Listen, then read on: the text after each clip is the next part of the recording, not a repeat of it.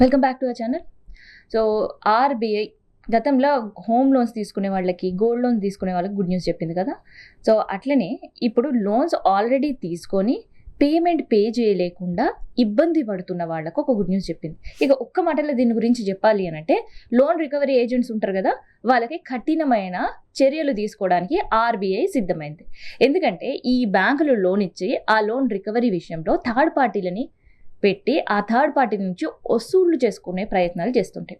Finance కంపెనీలైనా, private బ్యాంకులైనా, ప్రభుత్వ బ్యాంకుల్లో కూడా అదే పరిస్థితి.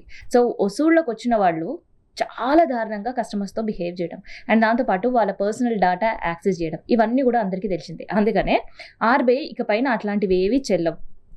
ఇన్ కేస్ రికవరీకి వెళ్ళే వాళ్ళపైన కూడా కొన్ని కఠిన నిబంధనలు పెట్టింది. ఈ నిబంధనలు గనక మీరు పాటించకపోతే సదరు బ్యాంక్కి పర్ అవర్ 250 రూపీస్ ఫైన్ వేస్తామని కూడా.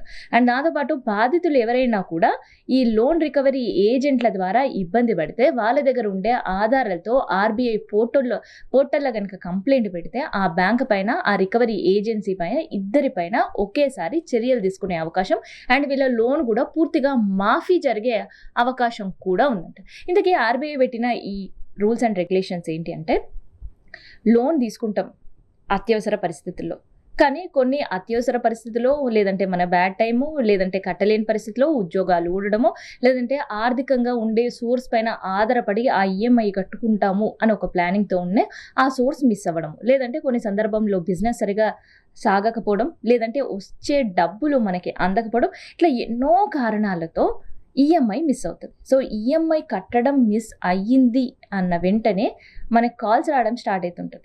ఇక ఎడాపెడా సంబంధం లేకుండా పొద్దున్న నుంచి అర్ధరాత్రి వరకు, లేదంటే తెల్లవారుజామున కూడా ఈ ఫోన్స్తో ఇరిటేటింగ్ మోడ్లోకి వెళ్ళిపోతుంటారు. సో అక్కడ పడితే ఆగితే ఓకే, కానీ ఆ కస్టమర్కి సంబంధించిన పర్సనల్ డేటా యాక్సెస్ చేసి ఫ్రీక్వెంట్ కాల్స్లో ఉండే ఫ్రెండ్స్కి, రిలేటివ్స్కి, నైబర్స్కి అండ్ కొన్ని సందర్భాల్లో సోషల్ మీడియా అకౌంట్స్ వాళ్ళు యూజ్ చేస్తుంటే సోషల్ మీడియాలో వాళ్ళని ట్యాగ్ చేస్తూ ఇట్లా విచిత్రాలు ఎన్నో రూపాల్లో హింసిస్తూ ఉంటుంటారు.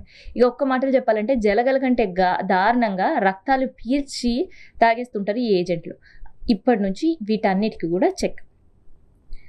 ఎవరైనా రికవరీ ఏజెంట్ కనుక డబ్బులు అడగాలి అంటే ఉదయం 7 నుంచి రాత్రి 7 గంటల వరకు మాత్రమే వాళ్ళు కాల్ చేయాలి, రికవరీ గురించి మాట్లాడాలి. అండ్ మాట్లాడుతున్న సందర్భంలో కూడా అన్పార్లమెంటరీ వర్డ్స్ అస్సలు యూస్ చేయొద్దు. అండ్ దాంతోపాటు బెదిరించే దిశగా కూడా ఈ రికవరీ ఏజెంట్స్ కస్టమర్తో అసలు మాట్లాడవద్దు. అండ్ కస్టమర్కి సంబంధించిన పర్సనల్ డాటా యాక్సెస్ అనేది ఒక క్రిమినల్ చర్యగా కూడా ఆర్బీఐ ఆగ్రహం వ్యక్తం చేసింది. సో ఆ రికవరీ టైంలో వీళ్ళకి సంబంధించిన పర్సనల్ డాటా ఎట్టి పరిస్థితుల్లో యాక్సెస్ చేయొద్దు.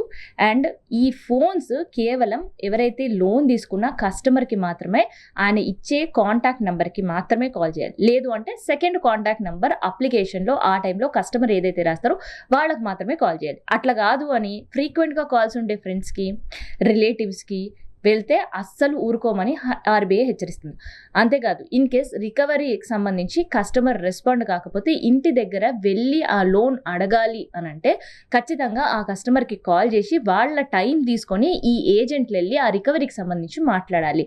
అంతే తప్ప ఇంటి పక్కన వాళ్ళకి, చుట్టాలకి, బంధువులకి, తర్వాత తెలిసిన వాళ్ళకి, తెలియని వాళ్ళకి వీళ్ళు లోను కట్టలేరు అని ప్రచారం చేస్తే దానిపైన కూడా యాక్షన్ తీసుకుంటాము అంటుంది ఆర్బీఐ. సో లోన్ రికవరీతో పాటు ఎవరైనా ఫోన్లో ఈఎంఐ పెట్టుకొని ఆ ఈఎంఐ కట్టని సందర్భంలో పూర్తిగా నెట్వర్కింగ్ సంబంధించి, ఆ ఫోన్ యాక్సెస్ సంబంధించి బ్లాక్ చేసే పద్ధతి ఉంటుంది.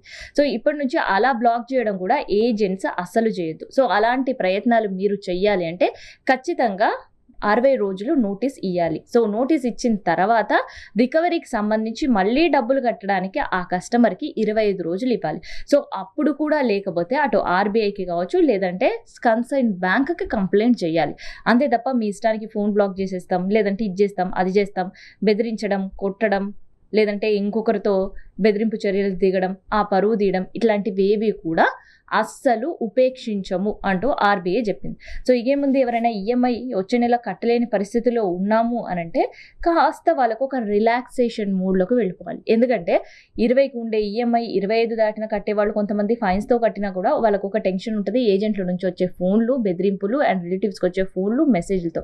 సో ఇప్పుడు వీటి అన్నిటికీ కూడా ఆర్బీఐ స్వస్తి చెప్తుంది. అయినా కూడా ఏజెంట్లు ఆర్బీఐ ఏ రూల్ పెట్టినా, బ్యాంక్ ఇంకే రూల్ పెట్టినా మేము పాటించాం, మాకిచ్చే పని మాత్రమే మేము చేస్తాం, మా పని రికవరీ చేయడమే అని అప్పులు గతంలో ఎప్పుడో చిన్నప్పుడు మనం అందరం వినుంటాం. సో అప్పులు తీసుకునే వాళ్ళు ఇంటికి వచ్చి వసూలు చేసేటప్పుడు దారుణంగా బిహేవ్ చేసేవారు. సో వాళ్ళ తాతల్లా వీళ్ళు ఇప్పుడు బిహేవ్ చేస్తుంటారు అనమాట. సో ఇన్ కేస్ అట్లాంటి బిహేవియర్ ఉంటే ఆ కంప్లైంట్ ఆర్బీఐ పోర్టల్లో కూడా నమోదు చేస్తే ఆ సదరు బ్యాంక్కి సంబంధించి ప్రతి గంటకు 250 రూపాయలు ఆర్బీఐ వాళ్ళపైన ఫైన్ వేయబోతుంది. సో ఇదనమాట రికవరీ ఏజెంట్స్కి సంబంధించి ఆర్బీఐ తీసుకొచ్చిన కఠిన నిబంధనలు అండ్ దాంతోపాటు లోన్ తీసుకునే వాళ్ళకు ఒక రిలాక్సేషన్.